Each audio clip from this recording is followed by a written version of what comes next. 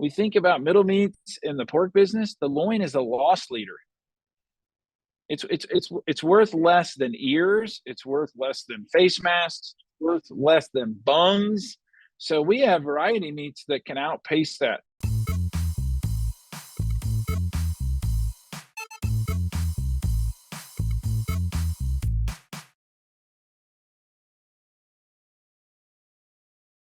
Hello, meat folks. Welcome back to the MeatsPad podcast. This is your hungry and humble host, Phil Bass, here for yet another discussion with some industry leaders. And this time, we got the pork check off, guys. This is pretty cool. If you're not familiar with it, I'm going to let Dr. David Newman tell us a little bit more about that. So, David, thanks for joining us today. Oh, glad to be here, Phil. Thank you. Glad to be here today. Yeah. Well, you know what? Since I've already kind of laid the groundwork, tell our listeners about the pork checkoff. And remember, we have predominantly meat processors listening to this, meat science students as well. And tell us about what pork checkoff is and why it's important. Okay. All right. So we'll give you a pork 101 in terms of how the checkoff system works, just as a reminder here in the U.S. So going back, 1986 is when the Pork Act and Order was actually launched. This was also launched at the same time and year as the U.S. beef checkoff system was. So some of your listeners are probably familiar with that. Here in the U.S., from a checkoff perspective, this is how it works from a value proposition. So we have something called the Pork Act and Order. So in a checkoff system, you literally have congressional oversight. So we have oversight from USDA AMS, and we have a very specific set of order that we do on behalf of producers. In the case of the pork checkoff, that is research, education, and promotion exclusively. So research, as an example, could be research around pork quality. If we think from a meat science, it could be around meat processing. It could also be around production. So how a nutritional ingredient impacts efficiency or impacts meat quality. When we think about education, we think about our quality assurance programs, usually first and foremost. Think pork quality assurance. You know, there's a beef quality assurance as well. That's paid for through checkoff funds. So we have another initiative called We Care. And those are ethical principles tied to the environment, tied to animal welfare. And so we use those both domestically and internationally to keep confidence with our buyers that we are doing what's right.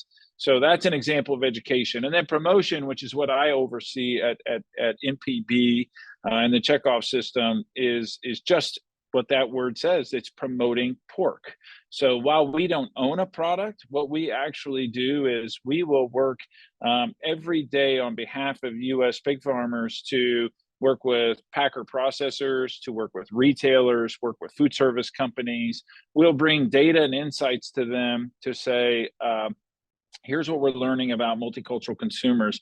Here's what we're learning about retail efforts. And we will leverage checkoff dollars in promotional campaigns to try to boost both volume and value of U.S. pork. So in a nutshell, it's a huge piece, right? Checkoff goes beyond national into state organizations as well. The next piece is how it's funded. And this is where it gets uniquely different between beef and pork. So on the pork side, we take 35 cents of every $100 value. And that goes into, think of it as a checking account that goes into the pork checkoff that can then be used for research, education, and promotion. So 35 cents of value. So our checkoff is all about value. When hogs are high, checkoff is high. When hogs are low, checkoff can be low, if that makes sense. In the beef business, it's different. They use a different formula they created in the 1980s, where it is a dollar amount per head, $1 every time that animal trades transactions. So we are uniquely funded very differently. And even the act and order on the beef side is a little different than it is on the pork side, but it's still a bulk of what we do is around promotion of pork on behalf of our producers. So that's kind of the lay of the land about checkoff. That's perfect. Well, and I'm glad that you made the distinction between the two, because I mean, we do talk a bit about beef on this program. I'm glad we're talking more about pork now, and a number of our listeners out there may have wondered why they get charged what they get charged when they sell animals, when they're buying animals. What's that negotiation? And Yeah. that's a good that you've laid the foundation for folks to understand what it is that the pork board does. Now you mentioned the buyers and promotion side, and this is where I get really excited about things, especially from a meat science perspective. Is let's go down that road if you don't mind. And the biggest question I have right now, especially because my fascination, and many folks know this out there about me, but my fascination is with fabrication and making better meat cuts using that, you know, thousands of year old technology called a knife for the betterment of our farmers and ranchers, right? And so, what's going on out there that you could tell about as far as maybe innovations, current or on the horizon, that's really helping promote pork and get folks eating more of it? Yeah. Well, Phil, I think you and I speak the same language. So maybe your listeners know or don't know, but I come from a meat science background, PhD in meat science, muscle biology, and this fabrication piece has been something that I am very passionate about as well. And so, if we let's just cut right to some examples. Okay, one of the big things that I've encouraged my team to work on is let's talk about every day when we think about the future consumer of pork. This is an important segue into fabrication. All right. Baby boomers, let's just cut this down to where we're at. Baby boomers have carried the bulk of pork consumption in this country for decades. And as baby boomers start to exit the market, they're either exiting the market quite literally, or they are consuming less red meat overall. And so they have been a heavy carrier of both fresh and processed meats for decades. And so we've really got to think about who is the future consumer. The future consumer is millennial, Gen Zs, and then it will be Alpha Beta behind them, right? When you look at our nutrition efforts, for example, they are focused very specifically on millennial moms. Why millennial moms? Millennial moms have the purchasing power. They're making the purchasing decisions in the households. And for the next 5 to 8 years, it is estimated that millennial moms will give birth to 1 million children a year in the United States. So not only are they the future consumer themselves, they are creating the future consumer. And we know, right? Kids tell families what to eat. We need to keep pork top of mind and talk about that. The second thing that's really important is not only is it generational, it's also about multicultural. Multicultural is an enormous component of the future of pork consumption. So Hispanic, African American, Asian, over 90% of the population growth in this country for the last decade has came from those demographics. Okay, and that's going to continue to be the case. Here's why this matters when we talk about your fabrication piece is if we think about cultural relevance, especially with multicultural, you know very well, Phil, all over the world, pork carcasses are fabbed differently. So thinking about what makes something culturally relevant, I sometimes I've been frustrated as being an active member of the pork business for the last 25 years of saying, but some days we just have that whack it and stack it mentality. This is what we do. We cut meat, we put it in a box, and we ask people to sell it. And we can't think differently about that. And so I told you I was going to get a deep dive on this. So one of the things we're looking at right now is the loin. We talk about beef and we talk about the middle meats. I mean, that's the driver of value, right? $16 ribs.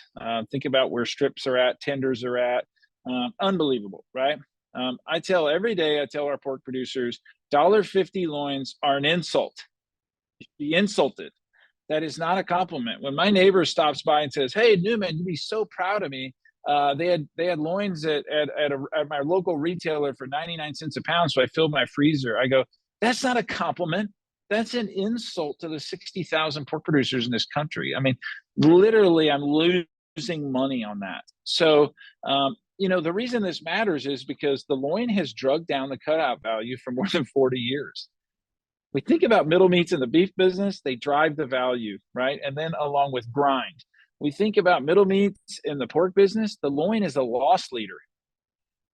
It's worth less than ears. It's worth less than face masks. It's worth less than bungs. So we have variety meats that can outpace that. And if when we're thinking 16 or 18% of the carcass, why don't we think about innovating this differently? And innovation is a broad definition, right? It could be how we cut the loin, but it could also be how we prepare the loin, whether it's something ready to eat or something ready for QSR. So those are some examples of things that we do, and I think that it's okay to think differently, and because we haven't changed anything in 40 years, and we kind of tend to talk to ourselves, but we always end up in the same spot. You know what that is? That's the definition of insanity. Yeah, that's madness. Yep. Yeah. Yeah, yeah, Well, I love what you're talking about. Yes, you and I are thinking a lot of the same along the same lines, and I agree with you. You know, it's a sin that pork is so inexpensive. But I also tell all of my students that I interact with, if you want red meat in the diet, go buy pork loins. It is a great value. But at the same time, you're absolutely right. I mean, what do we need to do to encourage more value to that category? And maybe you can tell me a little bit or expand a little bit on that. yeah. Well, it's our job on behalf of U.S. pork producers to help identify the problem and then see what we can do to help solve the problem. You know, we're not a packer processor. We're not doing further processing. But what we are doing is representing with those dollars, and we can partner with people to help understand that. So right now, we're looking at some food service innovation. I'm telling you, if you can't see value in the pork business 2024, then you are blind, Yeah, you're right? stuck in your box. Yeah, open the box, get out. You're Yeah. you're blind to the market conditions. When we look at the price of competing proteins, we look at where we could potentially place pork. Golly, there's a lot of opportunity. So, food service companies, QSRs, they're starting to realize that too. You know, so when we think about, we're doing some really interesting projects right now with some major food service companies on innovation on products around not only the loin, but also looking at products like ground pork items. Ground pork is blowing up in this country, and anybody listening to this knows if they've ever had a pork burger, they know how good it is, right? But they also know there's a value proposition associated with that on a menu. But we're also working on the culinary side. So in this loin task force, we've identified a handful of things that are really important to talk about. One is culinary innovation. This is going to try to keep us from talking to ourselves. We actually have a program that we've been talking about launching here in January this year, of this following year, 2024. Some work we potentially will be doing with Culinary Institute of America on culinologists, which end up, this is individuals who go to they go to culinary school thinking they're going to be a chef, right? They think they're going to be, the next Food Network star, and they actually end up going to work for, major protein companies, right? They go to work for some of these innovative major protein companies or further processed companies to say, how do I develop a menu item for Wendy's with the equipment they have, right, and a process they have that we can make this thing tasty, and the margin is still there. And so, or something, it could be something, a multitude of different chains. Think about the success of the McRib, right? And you can just make all the analogies you want to make from that. Pork hasn't done a great job of innovating in that space. So there's big opportunity out here, and I think that as you look at where we're at, our producers are hurting. They are hurting. We've never seen challenging times like we're seeing right now. So now's the time to innovate and think differently. And so we've got a lot of really fun stuff. AMSA. I spend a lot of time talking to Colette on a weekly basis, and AMSA is right in the middle of that in terms of this loin task force and some work that we're doing to innovate. And also at the same time, listen, this isn't just about crazy innovation about a chef, something unrealistic. Even though we do need to look into cooking technologies like sous vide, we need to look into that. We need to look into, how many consumers are cooking with air fryers right now. Appliance is huge. So, but at the same time, everything we do needs to be science backed. So that's where the meat science community plays a big role in this. Is where are we at in terms of pork quality? Where are we at in terms of pork eating quality? Whether it's mouthfeel research or it is nutrition research, right? Because if you look at all the data we collect on insights, here's how you break the pork business down. What are the three most important things to consumers? Okay, affordability is number one. Number two is taste and flavor. We've got to drive home taste and flavor. There's something that makes you eat beef. There's something that makes you eat pork, right? So taste and flavor is our number one attribute into the business. Our number one barrier to consumption is nutrition. Really? So we have got, yes, absolutely. And the data screams it. And especially when we talk about multicultural audiences. So, imagine that you're trying to position a product that everybody thinks is flavorful and indulgent, and they're convinced that it's probably killing them. There's a conundrum, right? So, but you guys know this. All the listeners know this. Go to your doctor, slightly overweight, go to your doctor with elevated blood pressure. And what are they going to ask you, Phil? Well, what are you eating? Yeah. Yeah. Do you eat red meat? Yeah. Oh yeah. Oh Do yeah. you eat red meat, right?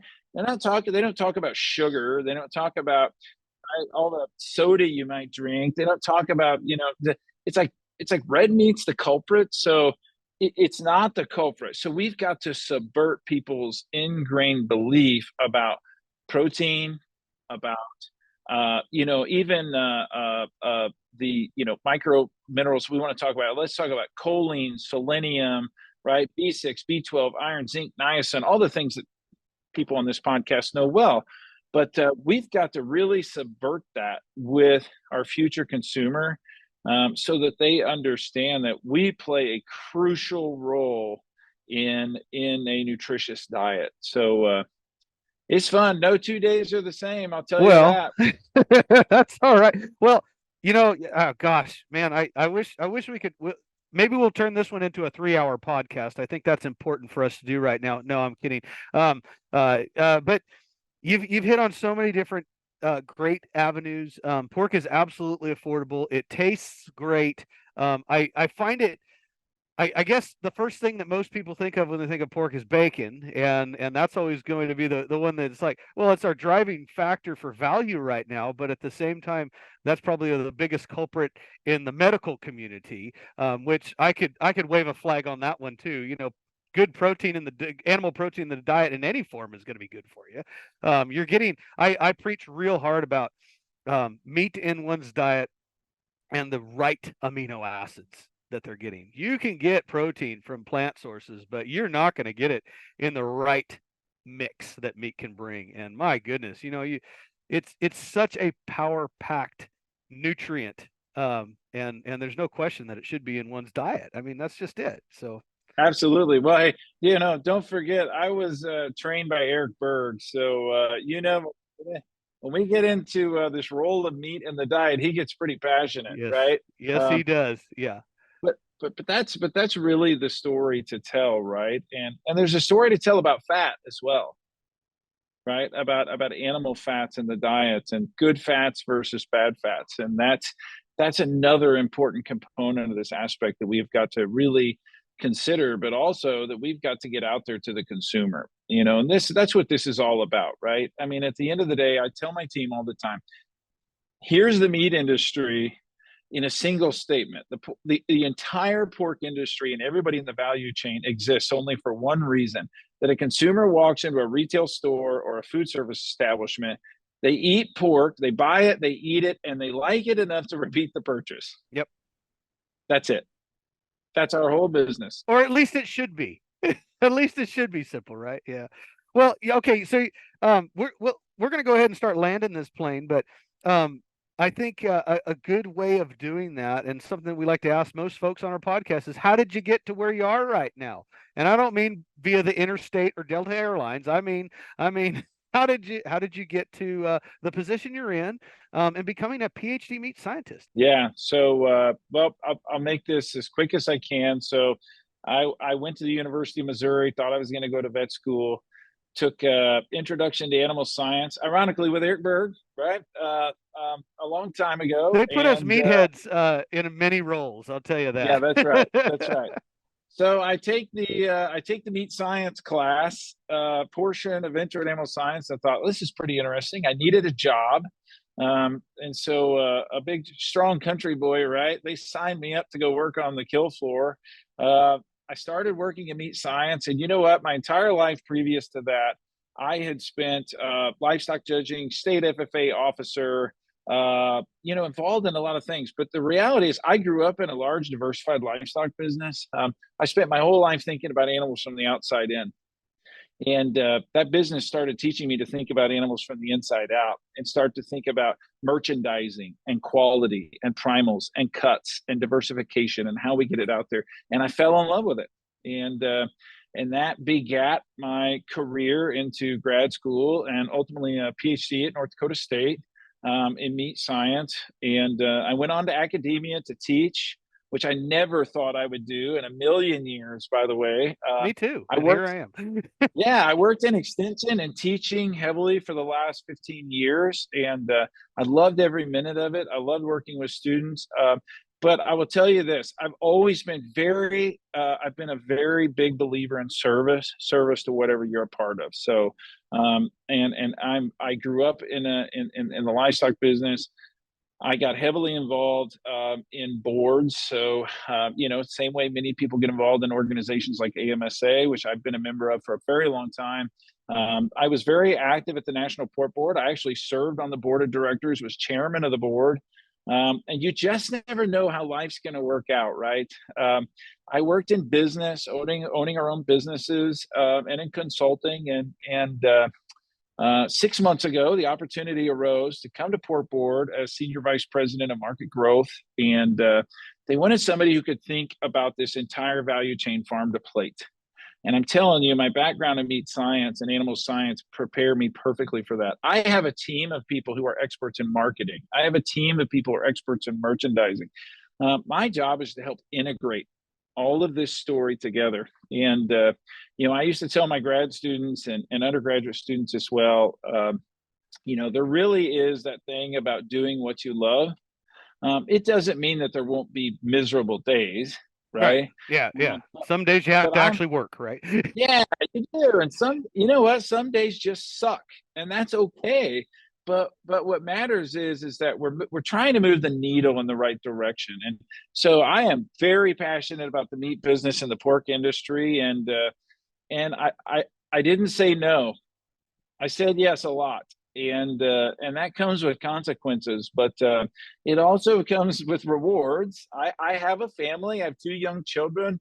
But you know what? It's fun to be part of an active industry like this, where we can all work together on something we're really passionate about. And here I am today. I'm very blessed and just really excited to do what I do and work with people like you and everybody else in the country.